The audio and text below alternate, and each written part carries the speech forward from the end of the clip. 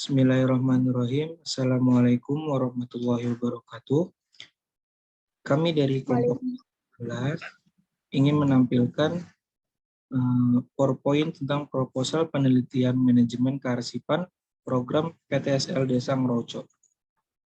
Sebelumnya, perkenalkan nama saya Ahya Bisuja dan rekan saya yaitu Nurfara Pujiananda.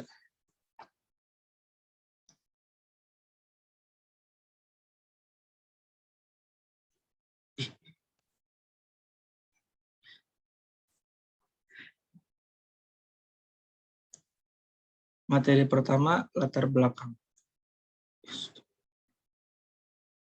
Arsip adalah suatu badan yang melakukan segala kegiatan catatan, penanganan, penyimpanan, dan pemeliharaan surat-surat yang mempunyai arti penting baik ke dalam maupun keluar, menyangkut soal-soal pemerintah maupun non-pemerintah. Seiring dengan berkembangnya ilmu pengetahuan dan teknologi modern, maka juga berdampak pada pola pengembangan dan kemajuan bidang kearsipan yang semakin baik.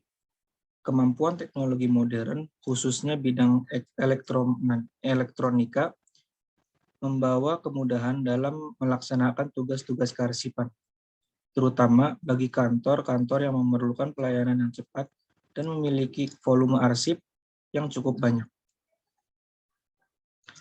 Selanjutnya ada urgensi PTSL. Menyadari pentingnya arsip sebagai pusat ingatan dan sumber informasi, di Desa Ngeroco, Kecamatan Kandat, Kabupaten Kediri, beberapa arsip program pendaftaran tanah sistematis lengkap atau PTSL sudah baik, dalam arti sudah tersimpan, tercatat, terdokumentasi, dan tersusun dengan rapi, sehingga ketika dibutuhkan akan cepat untuk mencarinya.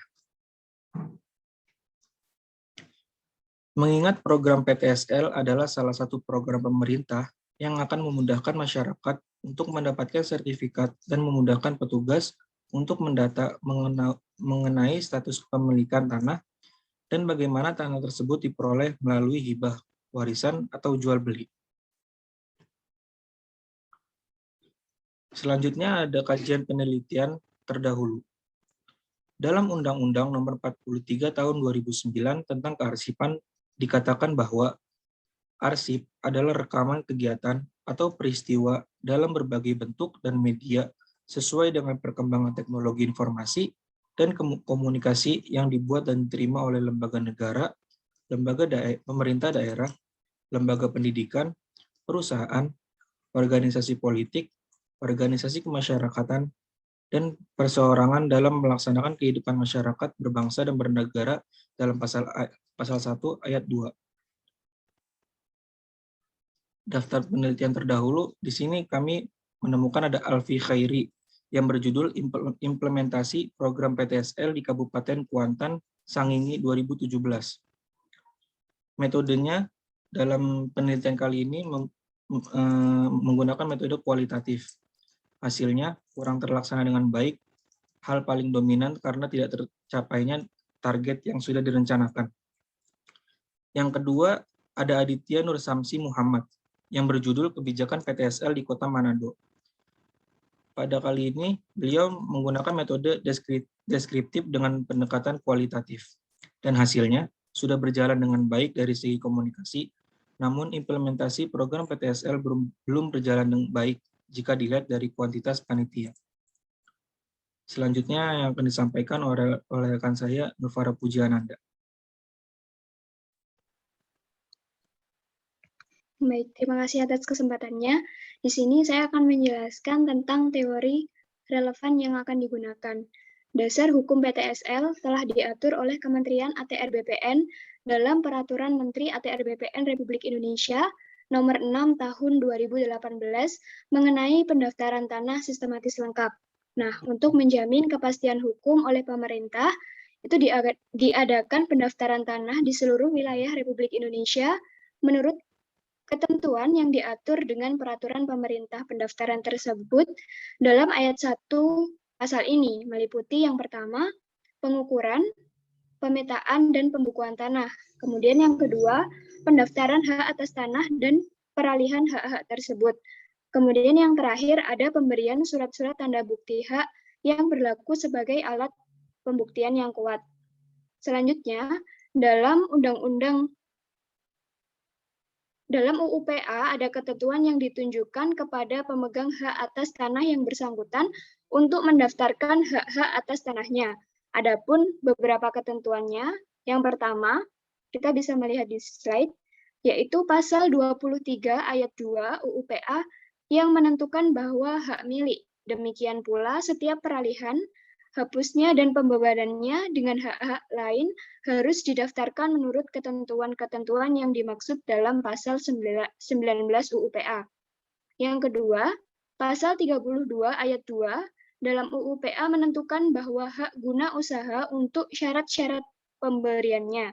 Demikian juga setiap peralihan dan penghapusan hak tersebut harus didaftarkan menurut ketentuan-ketentuan yang dimaksud dalam pasal 19 UU PA.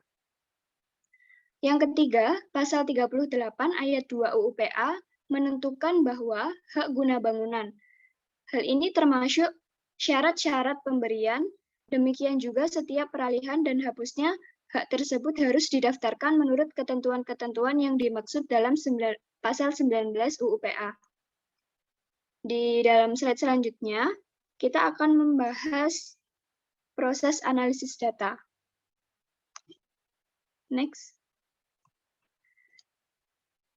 Metode yang kita ambil atau jenis penelitian yang kita gunakan dalam hal ini yaitu penelitian deskriptif dengan pendekatan kualitatif yang akan memberikan gambaran mengenai bagaimana pengelolaan arsip program PTSL di Desa Ngerco, Kecamatan Kandat, Kabupaten Kediri. Adapun teknik analisis data yang dilakukan dalam penelitian kami adalah analisis data kualitatif yang mengutip konsep dari Miles dan Huberman yang dikutip oleh Sugiono tahun 2008. Yang pertama ada reduksi data. Data yang diperoleh dari lapangan melalui observasi, wawancara, dan dokumentasi dengan jumlah yang cukup banyak. Yang kedua, penyajian data atau mencatat dengan rinci, kemudian melakukan rangkuman dan memilih hal-hal pokok dan memfokuskan pada hal-hal yang penting. Yang ketiga, penarikan kesimpulan. Merupakan data yang diterangkan dan dijabarkan dalam bentuk narasi, kemudian digunakan untuk menjawab masalah yang telah dirumuskan sejak awal. Selanjutnya, pengertian PTSL. PTSL adalah proses pendaftaran pertama kali terhadap tanah yang belum memiliki hak milik. Pelaksanaan program ini menjadi inisiatif dari pemerintah, mengingat bahwa proses lambannya proses pembuatan sertifikat tanah yang sering menimbulkan masalah. Oleh sebab itu, pemerintah melalui Kementerian ATR BPN melakukan program prioritas nasional berupa percepatan pendaftaran tanah sistematis lengkap. Pada tahun 2020, pemerintah menargetkan sertifikat sebanyak 10 juta bidang tanah. Sedangkan pada tahun 2021 ini, target PTSL adalah 9 juta tanah. Dan diharapkan pada tahun 2025, seluruh tanah di Indonesia telah memiliki sertifikat resmi. Ketua Tim PTSL Desa Ngerco mengungkapkan pihaknya sangat antusias dalam mengikuti program yang dicanangkan oleh pemerintah ini. Ada beberapa tahapan yang sudah dilaksanakan hingga Desa Ngerco bisa mengikuti program PTSL di tahun 2021 dengan jumlah kuota mencapai 2.190 bidang tanah. Yang selanjutnya, kita akan membahas syarat pengajuan PTSL. Syarat ini akan menentukan apakah data yang diberikan bisa lolos sebagai pemohon PTSL dari pemerintah. Adapun syarat-syarat tersebut, yang pertama, mengisi format pengajuan permohonan PTSL. Yang kedua, fotokopi kartu keluarga, fotokopi kartu tanda penduduk, dan bukti setor atau BPHTB. Yang ketiga, fotokopi bukti surat tanah yang berupa letter C, akta jual beli, akta hibah, atau berita acara kesaksian. Dan yang terakhir, pemasangan tanda batas yang telah disepakati oleh pemilik tanah yang berbatasan. Yang terakhir, kita akan membahas tahapan program PTSL. Dilakukan untuk memastikan program yang berkualitas, berkompeten, dan sesuai dengan target. Nah, adapun tahapan yang harus dilalui, yang pertama, yakni sosialisasi. Hal ini bertujuan untuk memberikan edukasi kepada calon panitia PTSL desa. Selanjutnya, penyebaran informasi. Dalam hal ini bisa berupa secara langsung atau tidak langsung. Kemudian, pendataan. Panitia akan mendata mengenai data pemohon sertifikat, status kepemilikan tanah, bagaimana tanah tersebut diperoleh, apakah melalui hibah, warisan, atau jual beli, dan juga mengumpulkan bukti penguat seperti BPHTP dan PBH. Pengukuran berdasarkan pada panjang dan lebar tanah serta batas antara tanah satu dengan yang lainnya dan sudah disepakati.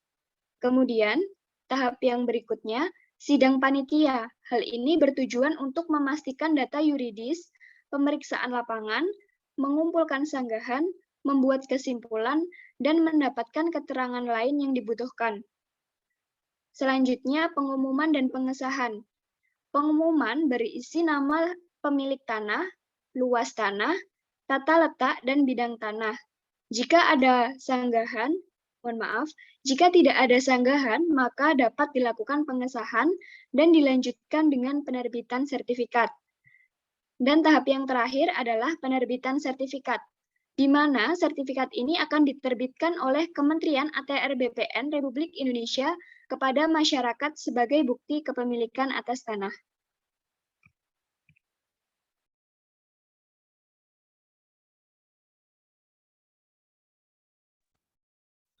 Baik, itu saja dari kelompok kami yang dapat kami sampaikan. Kurang lebihnya mohon maaf. Wassalamualaikum warahmatullahi wabarakatuh.